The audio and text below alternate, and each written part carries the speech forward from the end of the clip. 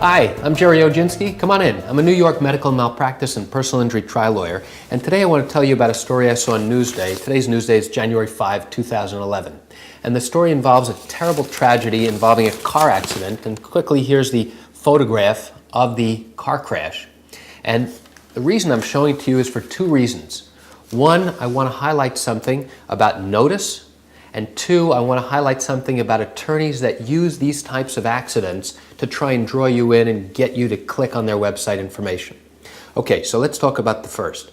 This was a terrible tragedy that occurred yesterday in Westbury, Long Island, involving the death of a teenager.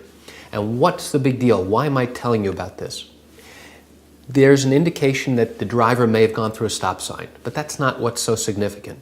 What's significant is that there's an indication that this intersection was a dangerous intersection and that a lot of accidents have happened there over the years.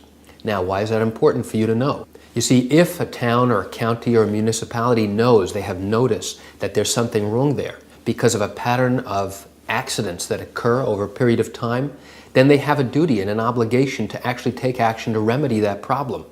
And their failure to timely take action may result in liability or responsibility if somebody brings a lawsuit. Now, the other reason I tell you about this tragedy is not to highlight it, but to show you what some attorneys are doing online. They're focusing on tragedies like these, and they are actually reporting on the names of the people who were involved in these accidents and giving their addresses. Now, why would they do that? Well, basically because they want to capture the attention of the people who were involved in the accident. They want to show them, hey, this is what we do for a living. We help people who are injured in these types of accident cases. And one way to get your attention is when you go online and do a Google search for your name or your particular accident, they are hoping that their law firm website comes up in a search for your name. And you're going to be interested and curious saying, hey, why is my name showing up on that lawyer's website?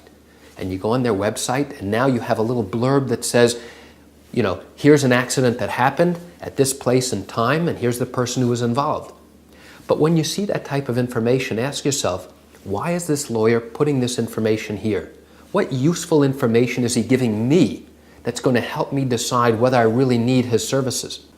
Contrast that with lawyers who actually go ahead and put information online to actually teach you and educate you about how these types of lawsuits work. That's totally different than when you see an attorney trying to capture your attention by putting your name and your address on their website for absolutely no other reason other than to capture your attention. The goal for most attorneys should be to educate you. Your goal is to learn as much information as possible so that you can make an educated decision about which attorney is right for you. And the only way to do that is by becoming informed and learning as much as possible about how the lawsuit process works. So when you see that stuff online, you see your name and address, don't rush to pick up the phone. Explore the website. Learn from the attorney and see what information they have before you ever pick up the phone. And if they don't have information that you need to know, then I suggest clicking on somewhere else. And that's it for today's video tip. I'm Gerald Oginski. Thanks for joining me.